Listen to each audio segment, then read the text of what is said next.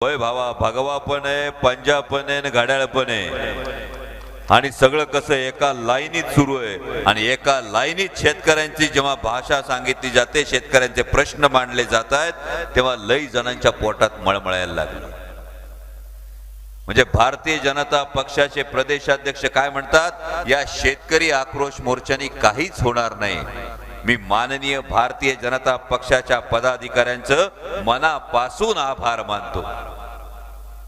कसं असतं, बुरखा आपल्या माणसानी फाडला तर जास्त चांगला असतो. त्या पद्धतीने भारतीय जनता पक्षाच्या प्रदेशाध्यक्षांनी भारतीय जनता पक्षाचा शेतकरी विरोधी चेहरा आहे हा जनतेसमोर आणला. हे मी अत्यंत जबाबदारीने सांगतो. अपेक्षा ही होती ना आमच्या शेतकऱ्यांची. म्हणजे इथं समोर बसलेल्या आमच्या अनेक भगिनी, यामध्ये आमच्या अंगणवाडी सेविका सुद्धा, त्या सुद्धा त्यांच्या हक्कासाठी भांडतायत. तुम्ही सगळ्या शेतकऱ्याच्याच लेखी आहात. बाप जेव्हा हुंडेकरीतून पट्टी घेऊन येतो तेव्हा बापाच्या डोळ्यातली आसवं बघून तुमचं काळीच तिळतिळ तुटतंय ना. म्हणजे आपला बाप जेव्हा उन्हातानात राबतो, पावसा पाण्यात राबतो, रात्रीचा बिबट्याच्या हल्ल्याची भीती बाळगून सुद्धा शेताला पाणी द्यायला जातो, तेव्हा तुमचं अश्रू हे काळीच तुमचं काळजीनं हे तुटत असते ना. आणि या शेतकऱ्यांच्या भावना जेव्हा आपण मांडायला सुरुवात करतो, या शेतकऱ्यांचा आक्रोश जेव्हा मांडायला सुरुवात करतो, तेव्हा भारतीय जनता पक्षाच्या प्रदेशाध्यक्षांनी सांगावं, तुम्हाला फक्त खाणाऱ्यांची काळजी आहे ना. मग हे जे फक्त खाणाऱ्यांची जर तुम्हाला काळजी असेल तर मला एक माणूस दाखवा हो, ज्याला 9 वर्ष जर पगार दिला नाही तरी सुद्धा तो नोकरी करेल. आहे असा एखादा माणूस? मग माझ्या सर्वसामान्य शेतकरी बांधवाला गेली 9 वर्ष कांद्याला भाव मिळत नाही आणि जेव्हा जेव्हा त्याला ही अपेक्षा निर्माण होते, आशा निर्माण होते, तेव्हा तेव्हा त्याच्या ताटात माती कालवण्याचं पाप हे भारतीय जनता पक्षाचं सरकार करतंय.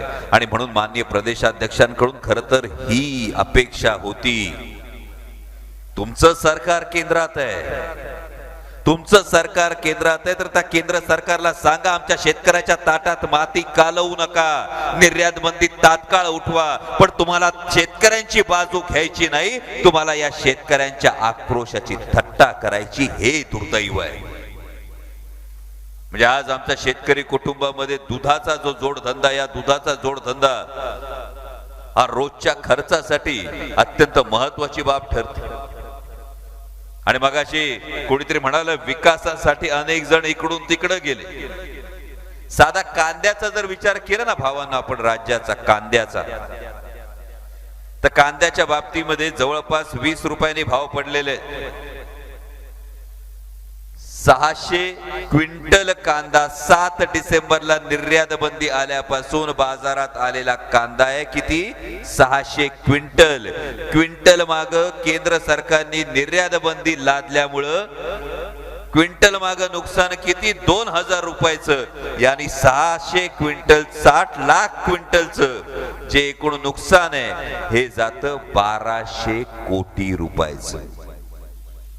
केंद्र सरकारच्या एका निर्णयाने 7 डिसेंबर पासून 27 डिसेंबर पर्यंत महाराष्ट्रातल्या शेतकऱ्यांचं जे नुकसान केलंय ते 1200 कोटी रुपयांचं नुकसान केलंय.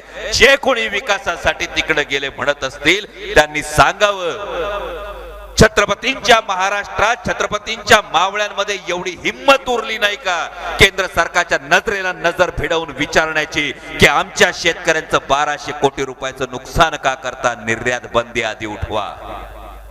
दुर्दैव आहे, ही ताकद उरली नाही. कारण जेव्हा लाचारीनं पाय धरण्याची मानसिकता होते तेव्हा नजरेला नजर मिळवण्याची हिम्मत राहत नाही, ही वस्तुस्थिती आहे. आता मगाशी कोणीतरी बोलता बोलता आमच्या विकास लवांडेंनीच मोहिते पाटलांचा उल्लेख केला आणि चर्रकन डोळ्यासमोरून एक प्रसंग तरळून गेला. म्हणजे स्वराज्य रक्षक संभाजी मालिका करत असताना जयंत पाटील साहेब हा फार हृदय प्रसंग होता आणि याच्यावर अनेक, म्हणजे सोशल मीडियावर असेल, युट्यूबवर असेल, मालिकेवर असेल, अनेकांनी वारंवार हा प्रसंग पाहिलाय बाबाजी शेठ. म्हणजे जेव्हा छत्रपती संभाजी महाराजांच्या विरोधात फितुरी करण्यासाठी ज्या काही कारभारी मंडळीत ही सगळी कारभारी मंडळी मोहिते पाटलांना म्हणजे हंबीरराव मोहित्यांना सरसेनापती हंबीरराव मोहित्यांना फितवण्यासाठी स्वार्थ समोर दिसत होता. स्वार्थाविषयी सांगितलं जात होतं. सरसेनापती हंबीरराव मोहित्यांना सांगितलं जात होतं. कारभारी मंडळींकडून सांगितलं जात होतं. पण हंबीरराव मोहित्यांनी बाजू घेतली ती इमानाची घेतली. कारण हंबीरराव मोहित्यांचं इमान हे छत्रपती शिवाजी महाराजांच्या पायाशी होतं आणि छत्रपती शिवाजी महाराजांचं इमान हे रयतेच्या कल्याणाशी बांधलेलं होतं. आता अनेकांना साक्षात्कार व्हायला लागलेत की दिल्लीश्वर सर्व शक्तिमान आहेत. 17व्या शतकात सुद्धा तेव्हाचे जे दिल्लीश्वर होते ते सर्व शक्तिमान आहेत असंच लोकांना वाटत होतं. आणि तेव्हा औरंगजेबाच्या मनात भावना होती की छत्रपती शिवाजी महाराजांनी जर दख्खनची सुभेदारी स्वीकारली, छत्रपती शिवाजी महाराजांनी जर मांडलिकत्व स्वीकारलं, मी फार जबाबदारीने ही विधानं करतोय कारण या पुढच्या काळामध्ये हे का महत्वाचं आहे तेही तुम्हाला सांगतो. औरंगजेबाच्या मनात होतं छत्रपती शिवाजी महाराजांनी जर मांडलिकत्व स्वीकारलं तर त्यांना दख्खनची सुभेदारी द्यायची. माझ्या बंधू भगिनीनो, दख्खनचा जो सुभा होता मोगल साम्राज्याचा तो एवढ्याशा चिमुकल्या स्वराज्याच्या कितीतरी पट मोठा होता. त्याचं आर्थिक ऐश्वर्य कितीतरी पटीनं जास्त होतं. त्याच्यामध्ये लढाया फारशा कराव्या लागणार नव्हत्या. त्याच्यामध्ये संघर्षाचा विषय नव्हता. ऐशो आरामात थेट स्वार्थ, थेट फायदा हा दिसत होता. पण अट काय होती?